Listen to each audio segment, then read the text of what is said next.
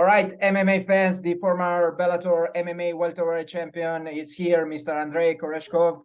Andrey, how are you today? Good, how are you? I'm fine, thanks for asking. Where are you right now, my friend?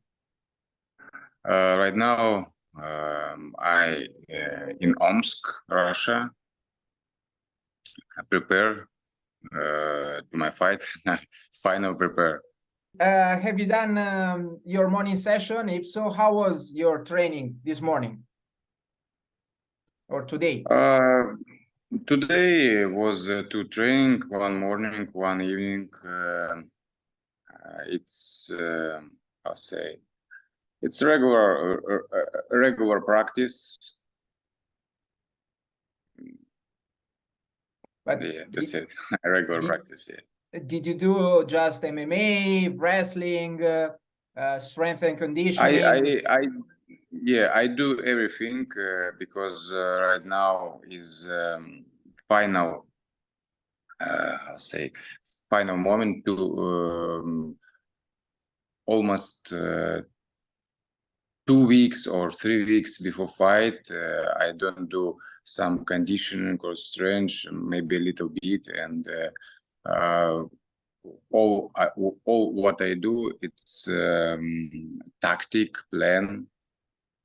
Right now, you're scheduled to compete on July 30th. You're taking on Lorenz Larkin at the Saitama Super Arena in Japan. How is for you to be scheduled to compete in Japan in that iconic arena? Андрей, слышишь меня? Да, Леха. Ну, я, в принципе, понял, что он спросил. Ну, что да, мне по-английски, по-русски? Как хочешь, можешь по-английски, если что, я помогу. Что для тебя значит выступление на такой масштабной, прям исторической, легендарной арене, как Сайтама Супер Арена в Японии? Ага. Ну, я, наверное, по-русски начну. Давай. Чтобы более грамотно, перевел, интересно сказал. Вообще выступать в Японии, выступить в Японии была моя маленькая мечта, потому что все-таки Япония это, наверное, та часть мира, где ММА не то чтобы зародилась, но очень эффектно произошла. Я помню турниры Pride, турниры, скажем, которые я с удовольствием смотрел, когда еще был молодым. И вот сейчас у меня очень большой интерес выступить в Японии, потому что также ни разу там не был. Ну и просто как бы маленькую такую галочку поставить в списке тех стран, в которых я бывал и выступал. Well, I would say that Japan is the country. It's not the country where MMA was created, but it is the country where MMA developed significantly. Of course, everybody remembers the Pride events, and I was watching them when I was much younger, when I was a kid. So fighting in Japan, it's a huge deal for myself. And in this connection, I really look forward to this fight. I really look forward to visiting Japan and, of course, fighting there.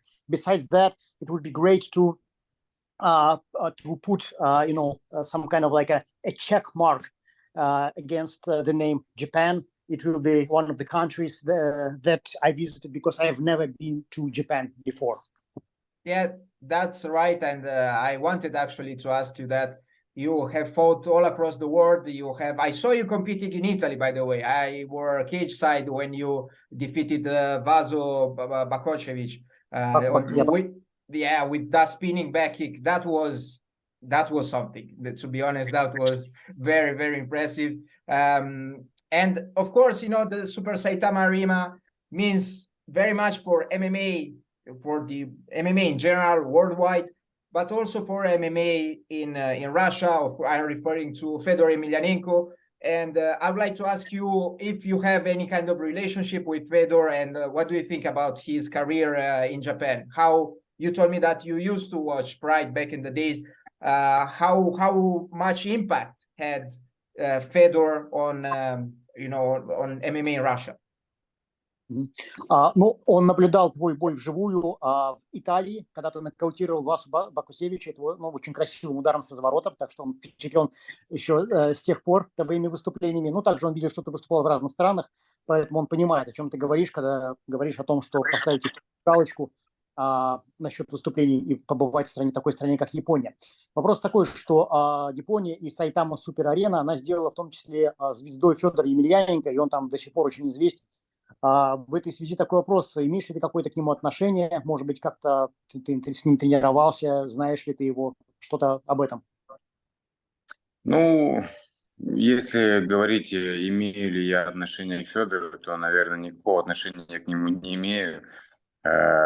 Лично, ну, здоровался несколько раз в жизни. Конечно, мы все знаем, кто такой Федор в России. И, ну, и в принципе все.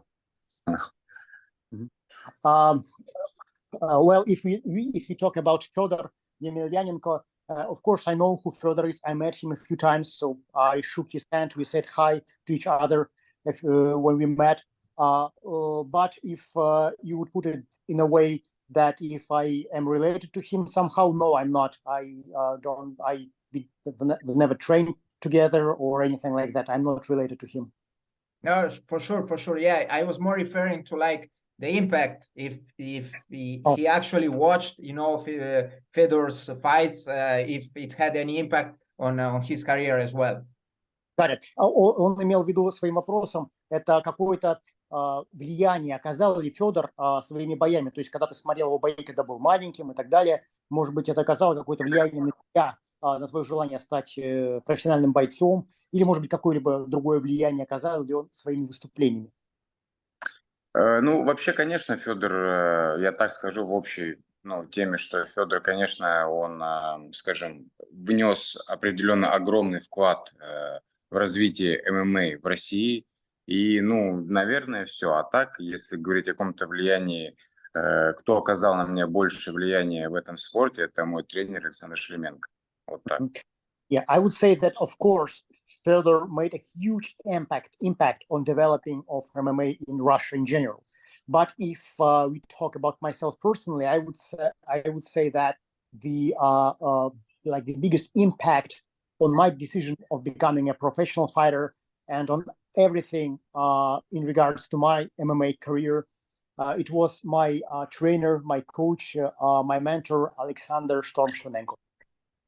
Of course, are you still training at Storm Shlemenko Fight Team? Да, ты ведь тренируешься Yes. в команде Storm Александра Шlemenko. Yes. And how is, you know, related to, of course, what is going on with Russia, Ukraine, how is the situation as far as sparring partners go? And if are you still able to get sparring partners from abroad, if it's something that you used to do in the past?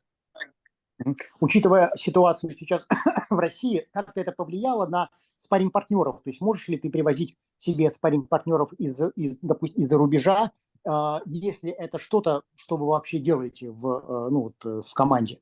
Вот если это вообще требуется. Есть ли проблема со спарринг-партнером? Появилась ли она? Да, в принципе, проблемы со спарринг-партнером никогда не было. Всегда как-то обходились своими силами, из-за рубежа никого никогда не возили, и к такой практике вроде бы не прибегали. Ну, если я не ошибаюсь. Ну, вот прям, чтобы целенаправленно кого-то под себя вести. И всегда у нас в России очень много бойцов, как бы в других соседних городах, которые иногда могут посетить нашу школу «Шторм» и также принять участие по возможности в подготовке. Mm-hmm. Well, we have never had such an issue as having problems with bringing fighters from abroad to our team, like as a sparring partners, because we have enough decent level fighters, decent level competition within our team. So we have never had any problems with that. So we usually are pretty good training on our own. But also MMA is pretty big in Russia, and there are quite a few really good level fighters in different teams in the cities that are not far from the city of Omsk, where I live. So once in a while they come over and we train together. They come to our gym. So and then we have an opportunity to train with them.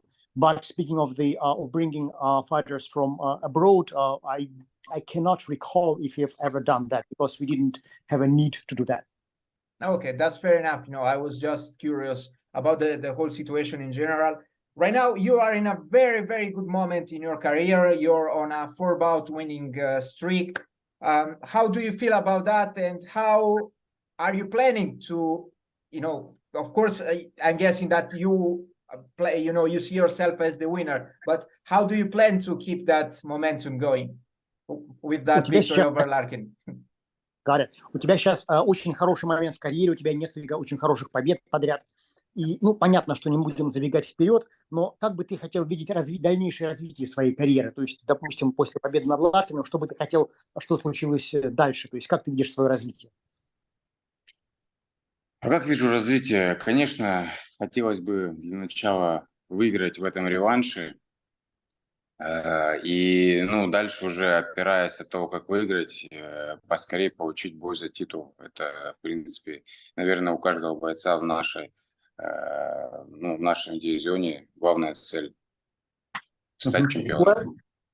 As you know, this is going to be a rematch between myself and Lorenz Larkin. So, answering your question, I think the first thing is, of course, I have to beat him. And depending on the outcome of this fight, on the way I win it, of course, after that, the goal number one would be to fight for the title. You and Larkin fought for the first time in 2019. On that occasion, you lost by a split decision. It was a narrow contest. How much ground have you covered since that fight? And I mean that how much have you evolved as a fighter since that fight? And do you think that you will face the same version of Larkin on July 30th? Ваш первый бой состоялся в 2019 году, тогда ты проиграл раздельным решением. Вопрос такой, с тех пор, как ты сам считаешь, насколько ты эволюционировал как боец, насколько ты вырос? Первая часть вопроса. Вторая часть вопроса, как ты считаешь, ты встретишься с той же самой версией Лоренца Ларкина, как он был в 2019 году, или он тоже поменяет как-то свою игру и как-то тоже улучшится? Конечно, если говорить о том, каким я был почти 4 года назад, да, с момента боя с Ларкиным, это вроде было осенью, наверное, да? Осенью бой был. Вроде да. Без малого там 4 года. И сравнивать меня сейчас, то, конечно, я очень сильно изменился. Считаю, что прибавил во многих аспектах. Самое главное в опыте и в таком ментальном настрое. А если говорить о Лоренце, то я думаю, что он также не стоял на месте, он провел очень много поединков, ни одного поединка после боя со мной он не проиграл, был только один какой-то no contest, да, и все. В принципе, а так он, я считаю, что тоже, на голову выше стал, и бой с ним будет очень интересный. Well, our first fight happened almost 4 years ago, and I can tell about myself that like as a fighter, I grew up significantly. I became much better, I think, in everything, but most importantly, in the level of my experience as the pro MMA athlete, and on a mental level. That what experience gives you. Speaking of a mental level, I mean mental preparation for the fight, ability to focus before the fight. Speaking of Lorenz, that after our fight, he hasn't lost any bouts. I think there was one more contest, but he was beating everybody after he fought me. So I think he also improved as a fighter a lot. So I'm not going to face the same version of Lorenz from 2019. It's going to be an evolved version of Lorenz, and I'm prepared for that. Okay. Alexei, thank you very much for your translation. Andrei, thank you very much for your time. Best of luck with your upcoming fight, and hopefully I will hear again from you in the future. Thank you. Thank you much. Thank you for a very smart and well-prepared questions. It was a pleasure. Oh, thank you very much. I appreciated that. Jimmy, thank you. See you later, my friend. Bye-bye. Thank you, Bye. Tudor. Bye-bye.